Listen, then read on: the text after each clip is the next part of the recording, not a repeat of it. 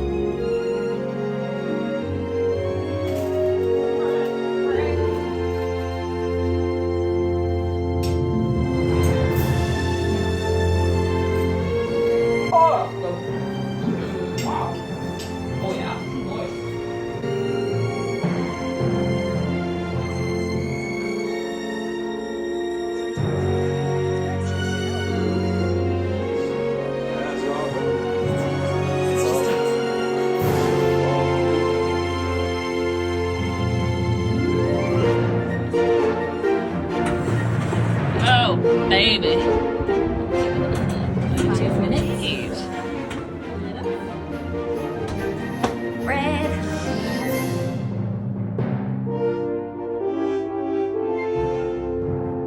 Celebrate the harvest with us. Oh, you're wearing costumes. Well, sure. Pumpkins can't move on their own, can they?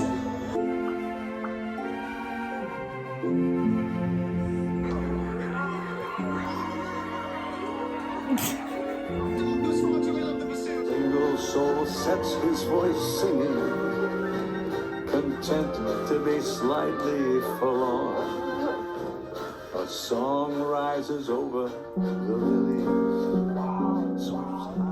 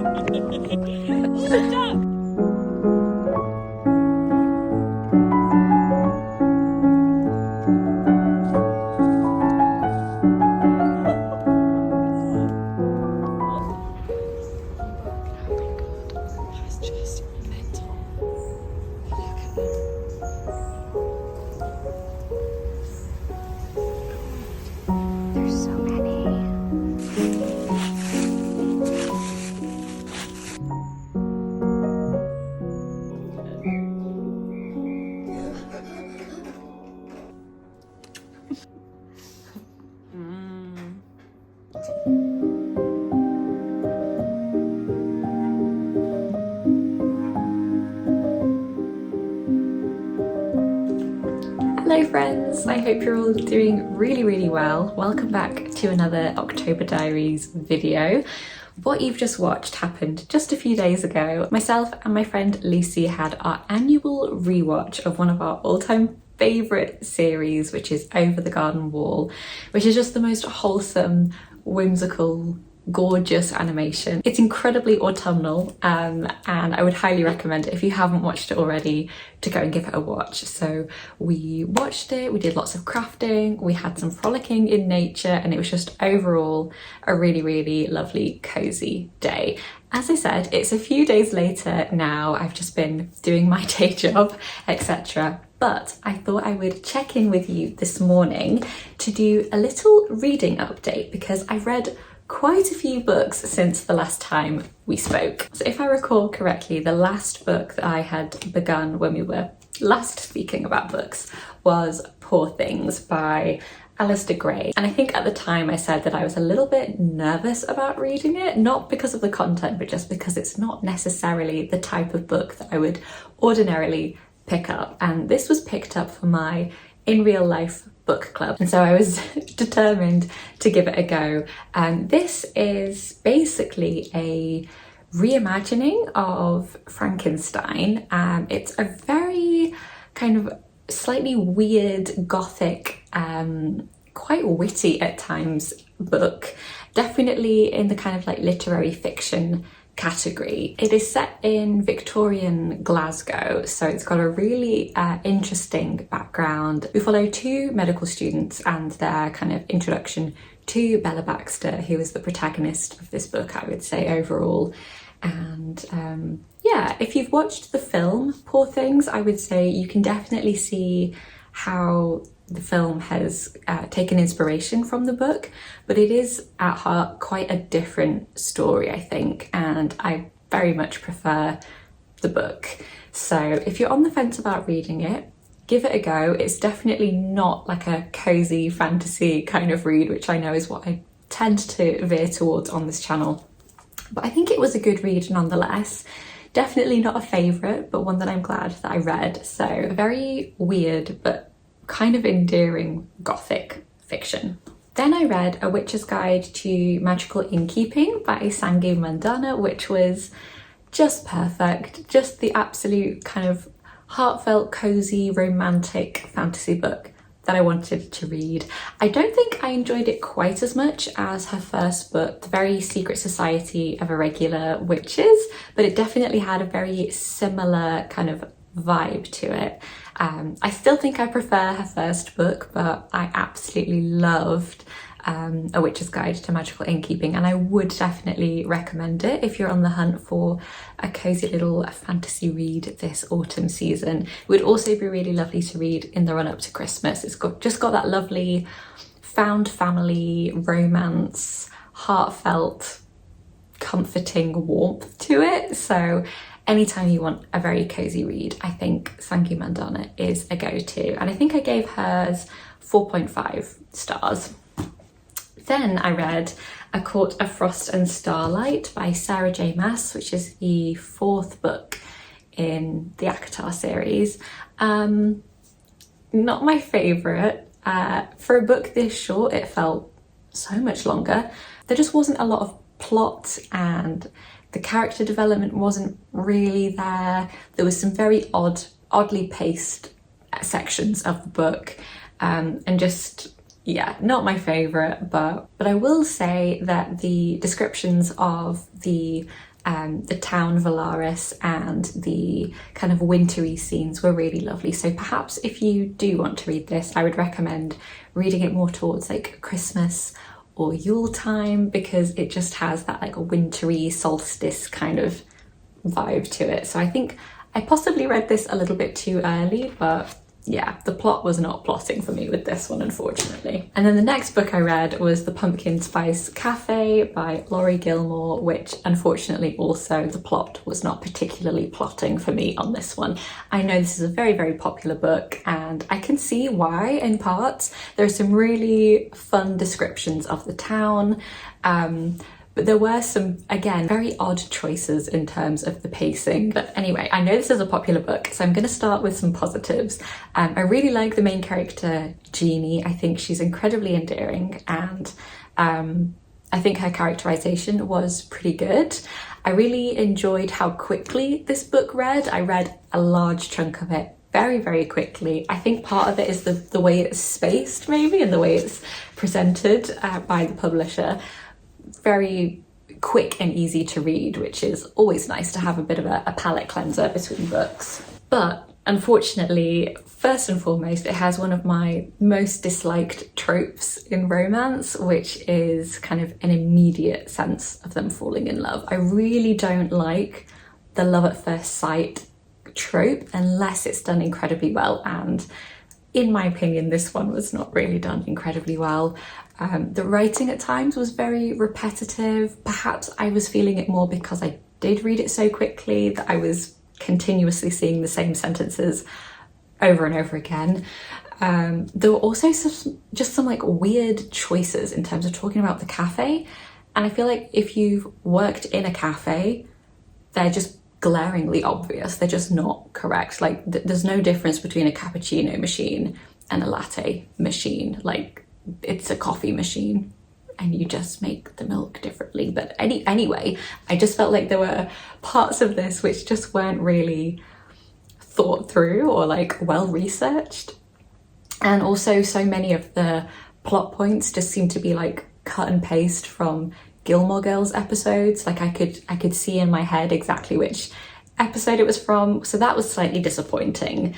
But you know what, it was a fun read, it was easy to read, and I don't think there's anything wrong with that. So not for me. I may try one of her other books though, because I have heard like better things about her second book. I think it's the cinnamon bun something, but yeah, not my favorite. I gave this 2 stars. I've also been listening to the audiobook version of the Crescent Moon Tea Room by Stacey something. The author's name eludes me at the moment, but I'm really enjoying that actually. It is a story about 3 sisters who happen to be witches who run a magical tea room, and they kind of read their clients' tea leaves and give them advice and help for the future. And they are, 3 triplets that all work to run this cafe together. And it's got some absolutely lovely magical descriptions of where they are and who they are and about their magic.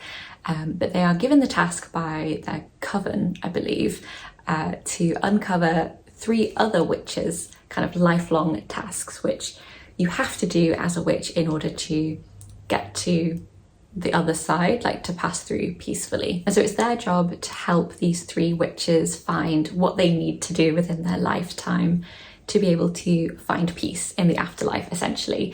And throughout the story, we begin to learn a bit more about the sisters individually and what makes them different from each other, and their kind of bonds of sisterhood are tested. And I think actually my favourite part of the book is the characterisation of the house, which has its own kind of almost like a worried mother hen kind of figure. It's just a really endearing book, and I'm about 2/3 of the way through that at the moment, and I'm really enjoying it so far, so I'm hoping that the ending is good. And then finally, I have just started reading Uncharmed, which is the second book by Lucie Jane Wood. The first one is Rewitched, which I read a couple of months ago and just devoured it. I absolutely loved it. And so this is, I think, technically a prequel because it's set a couple of years prior to what happens in Rewitched. But yes, I'm loving this. This follows Annie, who is a really like almost like perfectionist witch who makes her living by running a magical bakery. And you can kind of see from the cover, she's this super girly, everything pink and sparkly kind of witch. And I'm having a really lovely time reading it so far. I am 78 pages of the way through, and I see myself reading this rather quickly. It's really nice to read a magic witchy book that has an incredibly girly girl protagonist. I have not read that maybe ever, actually. A lot of the time I feel like people tend to make them very frazzled or very more alternative, and I love reading those stories, don't get me wrong, but it's actually very refreshing to read a book about a girl that just simply loves pink. I think is really endearing and a really nice kind of twist on the typical cozy fantasy witchy genre. So I'm really enjoying this so far. And that concludes my little reading update for you. Before I go any further, it reminds me, because I am wearing this gorgeous cardigan, to let you know a couple of things about the cardigan. So many people inquired about this cardigan when I first talked about it in the first October Diaries video. My friend Lucie actually made this gorgeous cardigan for me. Let me show you the sleeves.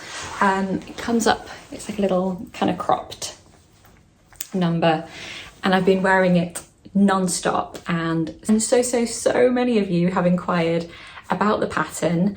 However, it turns out that the pattern is a kind of archived pattern now. I'm going to put the name on the screen of the name of the pattern if you would like to try and find it. But this is a pattern that belonged to Lucie's grandmother. And after doing a little bit of research between the two of us, we've come to the decision that we're not going to just share the pattern online, because it is quite murky about the distribution rights and what you actually have the rights to share, especially online. So instead of sharing the pattern, we have done a little bit of digging, and we've found a few different cardigan patterns that we think are quite similar. Some of them are a bit more similar construction wise, others are just like vibes wise, like a round neck, slightly cropped, big sleeved, lovely cozy cardigan. So I'm going to link all of those below. They're all Ravelry links, so you should be able to access them. But yes, I hope you understand why we're not comfortable actually sharing the physical pattern with you guys, as unfortunate as that is. But as I said, I'm going to leave the name of the pattern on the screen in case you come across it either secondhand, or if it does suddenly become available somewhere online, that you'll be able to find the exact pattern. And I really hope that that's okay with you guys, and I hope it's not too disappointing. Okay, I think that's all the kind of housekeeping that I have for you today. It's actually just coming up to 12 o'clock, and I'm not usually the type of person to cook like a really hearty lunch. However, I've been finding that because the light levels are dipping so quickly in the UK, now that it's, you know, mid-autumn, it's dark by like 6 o'clock, my energy levels for cooking dinner in the evening have also massively reduced. So I think I'm going to cook myself a big hearty soup to have for dinner tonight, and maybe a few other days this week. And yeah, get that little kind of task out of the way. I do quite like cooking during the daytime with the natural sunlight coming in. So we're going to make the most of it. So I'm going to head through to the kitchen. I don't have a massive plan for the soup. I've got a butternut squash that I'd like to use, some carrots. We'll see what else takes my fancy in terms of what I want to put in. But yes, I think let's make our way to the kitchen and make a little soup, or actually, hopefully, a very big soup.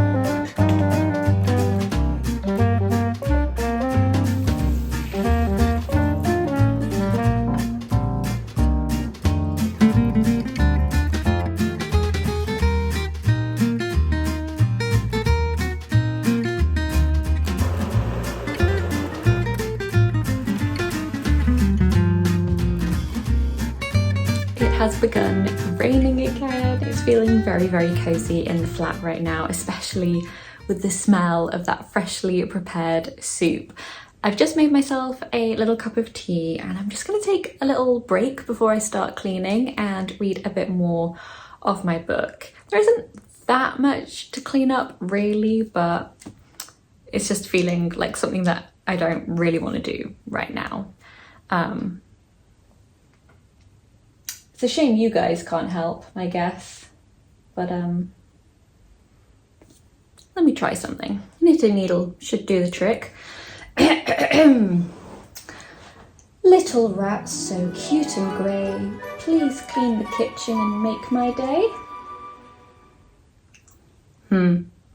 Well, it was worth a shot.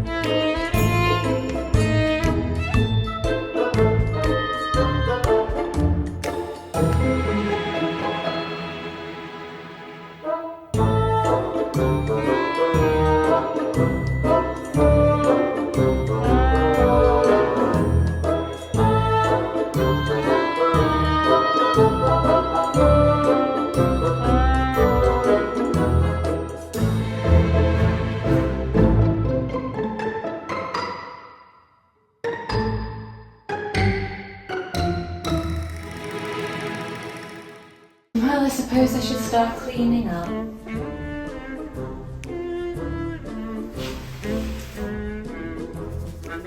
Guys! Where did you get these aprons from? Oh. Thanks, guys. Another cup of tea? Yeah, sounds like a good idea to me. And just like that, we've made it to the end of another video. In fact, one of the last October Diaries videos. We have one more left, which will be out next week, and I am extremely excited to share that video with you. I have a very fun, exciting announcement. Feel free to guess in the comments, but I won't be giving anything away until next week. Thank you so much for being here, friends. I really appreciate your support in general, but specifically throughout the October Diaries series. Your response has been above and beyond what I could have hoped for, and it really, really means the world to me. So thank you so much. Take care, friends, and I will see you very soon in another video. Goodbye.